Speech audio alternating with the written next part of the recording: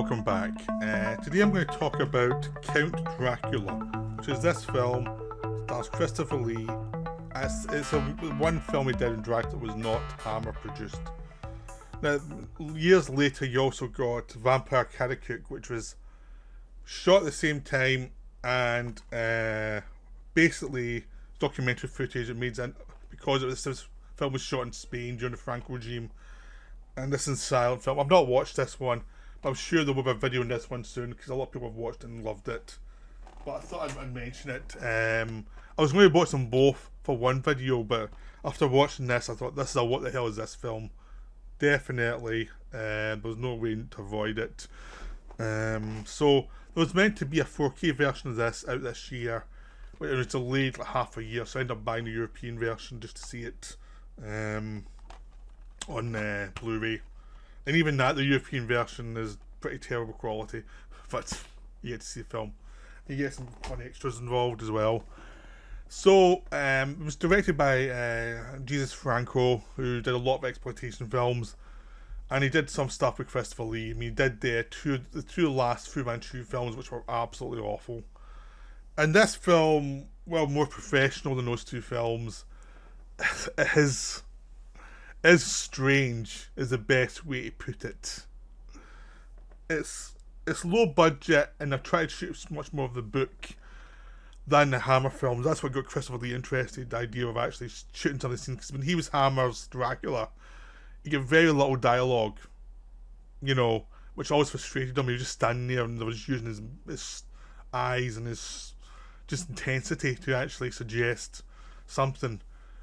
This film allows him to do the dialogue scenes. He does them well, but that's really what the film's got going for it. It's a film of extremes. Like, there's some stuff in here that is interesting, like when Christopher Lee's in shot or Klaus Kinski's involved, and then there's also scenes of complete boredom, and there's a real lack of direction in this film. There's a sense of, we're shooting these scenes but we have not worked out a way to tell the audience what's happening to make them interested in what happens next. It's just, things happen. And even if they've set up in dialogue what's happening, why you should be scared, the atmosphere's so weird a lot of the time that you don't really have the motivation to think, okay, that's important, because it's so lethargically shot. And some of that actually works for the film, some of it works against the film, but the thing that works against the film most is the sense of dislocation and a sense that nothing is really that important. It just feels like things are happening, other things are happening, and there's a lots of scenes where you think, if you cut this quicker we might have had a sense of progression, but you cut it really slowly, and it's almost like the first edit. I mean, that's the big thing with this film. It feels like a first edit. It feels like there's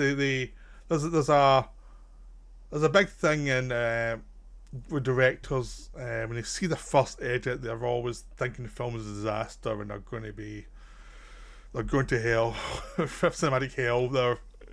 It's like, this film's never going to work for dead meat, because they haven't gone through and cut out the boring little bits they shot. They haven't gone through and cut a few scenes that have got in the way. They haven't gone through it and tightened things up so that certain things have impact, varying the shots around a little bit to try and create subconscious feelings of momentum through the film.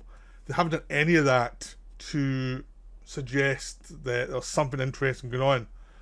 And even films like traditional horror films of the period, I mean, some directors like Terence Fisher, who did a lot of the Hammer films, they did the early Dracula films, he did all the Frankenstein films, or most of them.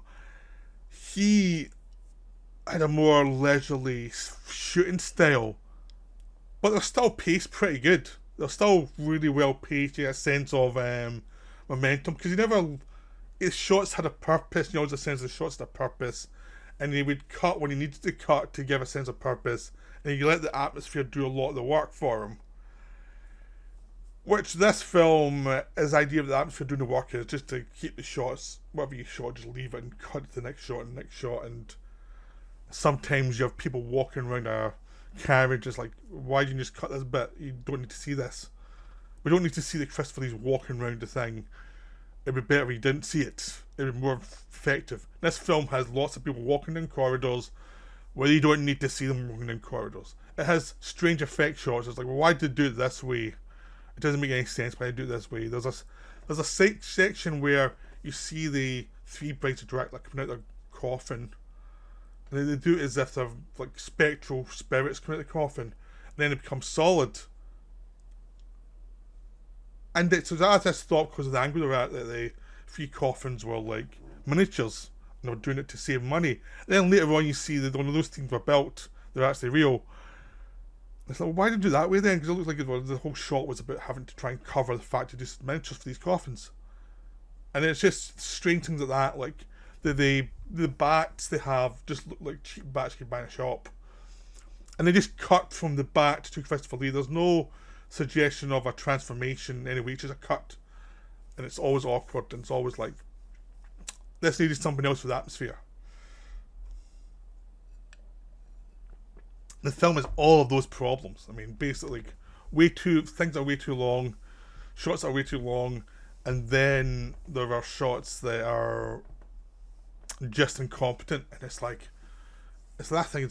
I'm trying to like you, film. I'm really trying to like you, and you're just doing this constantly. Like, this is like basic stuff that most low budget films know better than. And like, also, if you have a cheesy vampire bat thing, turn off the lights so you can't see it's a cheesy vampire bat thing. You know, things like that. Turn off the lights. Basic stuff in atmospheric films. Turn off the lights. Just have a little simple light which protects you. So there's that. That's the main issue. Is like, it feels like it's at least 10 minutes too long. There's lots of stuff that could be cut out that would have paced the film up drastically. I'm not sure I'm even still been a good film. But the other problem though is that there's some of the stuff that works is because they let the actors stay in shot and do their thing, which would go against cutting it fast. Because whenever Christopher Lee's on, you kind of want to see what he's going to do. And it's almost like, if we have a shot of Christopher Lee, we're keeping the entire shot in. Whenever you get Klaus Kinski as Renfield, you want the shot to stay in Klaus Kinski, so because he's wandering around a set and doing interesting things, which pulls the atmosphere, which actually pulls you in. But it's only when those two are on the screen, or Herbert Lom as Van Helsing, that you're actually interested in the actors and what they're doing. The rest of the time, it's actors who can't act very well, at least in this film. And you want to cut as quick as possible to protect the actors, because they're wandering around a set and not being very expressive or not being very interesting, and it just makes it very lethargic. The film also has this strange thing. It's a plus and minus it's got, is the fact they shot in Spain in these old castles, these old homes, and it brings out the idea that these vampires are really the living dead. They're in like a dead landscape, and there's not much pleasure in it. Everything's lethargic and everything's awful. So that's what the pacing helps it with, but it's done so slow that it could still be cut quicker and got the idea across.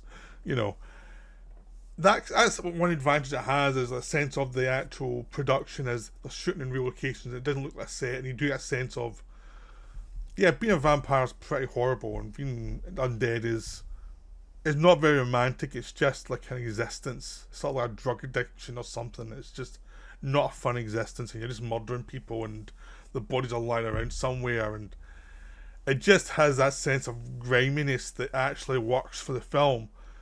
But again, it's not been shaped by a director who's interested in shaping anything. It's just things have been shot, and it's like, oh, this is interesting, so I don't care. You have that feeling in the film is like, I don't care, I'm going to shoot all this stuff and I'll put it together, and that's it. It doesn't feel passionate. It feels like everything that's good is accidental. Like, oh god, we've hired Klaus Kinski and he's actually putting effort in. Whoa, way. Yeah, he's prepping for Nosferatu, which is a much better film. Well, we get Christopher Lee and he's happy to do these dialogue scenes, and wow, whenever he's talking, it's pretty cool. Hey, but then the rest of the time we'll just shoot him like the Hammer films, but do it really badly. Not so good. Herbert Lom is like, yeah, he's putting a performance in, and he's not been helped by his co-actors in this film because everyone else is wooden as hell. The only person who's halfway decent is the woman who plays Lucy, who I think was in a lot of the film the director at the time. She's good. When she becomes a bloofer lady, it's like, oh, they're actually doing a bloofer lady, because a lot of time they do that, it's never done that well. It's like the bit, it's a part of the book that's really interesting and really atmospheric, and in the films it always becomes the bit they have to get through to get to the next bit, because they never get the atmosphere.